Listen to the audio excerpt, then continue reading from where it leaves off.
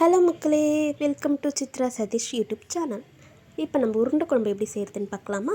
வாங்க வீடியோக்குள்ளே போகலாம். 250 கிராம் கடலைப்பருப்பு தண்ணியில் 20 மினிட்ஸ் ஊற வச்சு எடுத்துக்கிறேன்.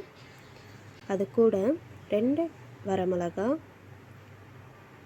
1 டேபிள் ஸ்பூன் சோம்பு, இதை மிக்சியில் போட்டு கொரகொரப்பாக அரைச்சி எடுத்துக்கிறேங்க. நெக்ஸ்ட்டு புளிக்கரைசல் ரெடி பண்ணிக்கிறேன். 50 கிராம் புளியை எடுத்துக்கிட்டு அது தண்ணியில் ஊற வச்சுட்டு 2 தக்காளி பழம், 4 டேபிள் ஸ்பூன் குழம்பு மிளகாய் தூள்,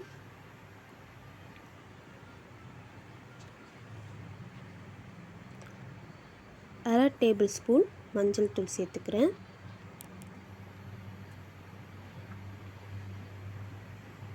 தேவையான அளவு கல்லுப்பு எடுத்துக்கிறேங்க. இப்போ இதை கையாலே தக்காளி பழம் நல்லா நசுக்கி கரைச்சிக்கிறேன். நெக்ஸ்ட்டு ஒரு பிளேட்டில் 2 பெரிய வெங்காயம், கருவேப்பிலை, கொத்தமல்லி, 2 பச்சை மிளகாய், தட்டி வச்ச பூண்டு எல்லாமே எடுத்துக்கிறேங்க. ஒரு வாணலில் 4 டேபிள் ஸ்பூன் அளவுக்கு கடலை எண்ணெய் எடுத்துக்கிறேன். எண்ணெய் காஞ்சதும் 1 டேபிள் ஸ்பூன்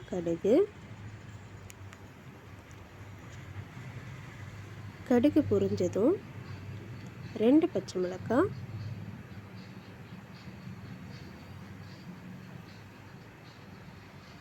அது கூடவே 2 வெங்காயம் ஆட் பண்ணிக்கிறேங்க.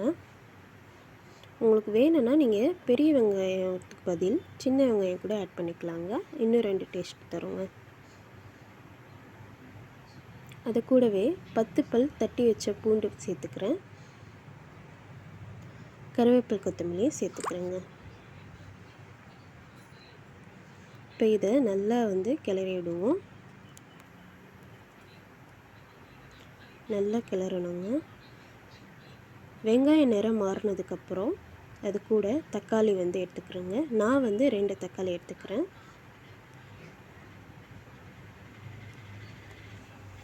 தக்காளியுமே போட்டு நல்லா கிளறி விடணும். நல்லா வதக்கி விடுவோங்க.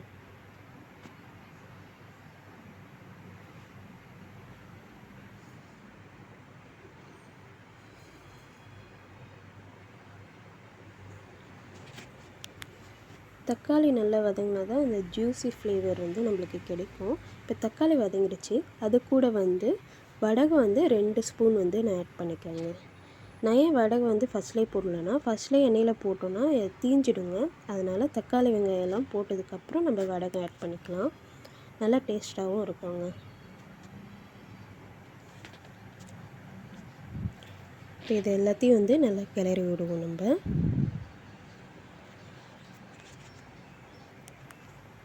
நல்லா வதங்கிடுச்சு.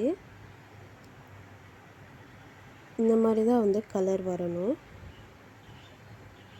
இந்த தக்காளி பழமும் எல்லாமே சேர்ந்து கலர் வந்ததுக்கப்புறம் நம்ம ரெடி பண்ணி வச்சுருப்போம் இல்லையா புளிக்கரைசல், அது கூட 1 டேபிள் ஸ்பூன் பெருங்காயம் ஆட் பண்ணி நம்ம அந்த தாளிப்பு கூட மிக்ஸ் பண்ணிக்கலாங்க.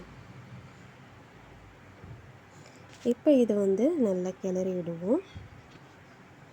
உப்பு பதம் கரெக்டாக இருக்கான்னு பார்த்துக்கோங்க ஒன்ஸு.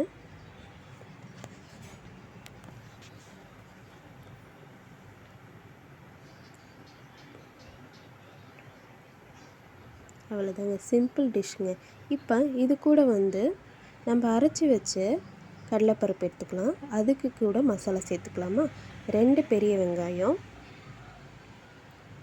கருவேப்பிலை, கொத்தமல்லி, 2 பச்சை மிளகாய் சின்ன சின்னதாக போட்டுக்கிறேன். தேவையான அளவு சால்ட்டு போட்டுக்கிறேங்க. நல்லா மிக்ஸ் பண்ணுறேன், கையாலே மிக்ஸ் பண்ணிக்கிறேன்.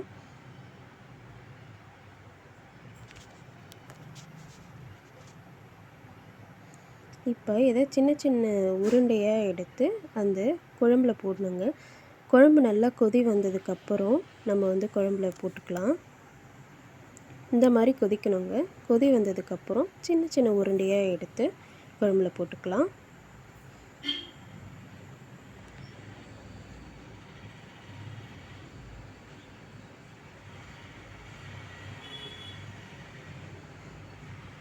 சின்ன சின்ன உருண்டையாக போட்டுட்டோங்க. மாவு உடஞ்சிடலாம் கவலைப்படாதீங்க. தண்ணி நிறைய விட்டு அரைக்கக்கூடாதுங்க. கொரகொரப்பாக உங்களுக்கு அந்த பதம் உருண்டை பிடிக்கிற பதத்தில் இருந்தாலே போதும். இப்போ பாருங்கள், உருண்டை நல்லா வேகட்டும். ஒரு 10 to 15 மினிட்ஸ்லேயே வந்து வெந்துடுங்க. நீங்கள் வந்து கரண்டி வச்சு சும்மா சும்மா கிளறி இட்டுட்ருக்கக்கூடாது. லேசாக கிளறினாலே போதும். சரிங்களா? உருண்டை வெந்துடுங்க. அவ்வளோதாங்க, சிம்பிள் டிஷ்ஷுங்க. வீட்லேயே வந்து ஈஸியாக எப்படி உருண்டை குழம்பு செய்யலான்னு சொல்லிட்டு பார்த்தாச்சு. 15 மினிட்ஸ் ஆனதுக்கப்புறம் மல்லி இலை தூவி நம்ம இறக்கிக்கலாங்க குழம்பு.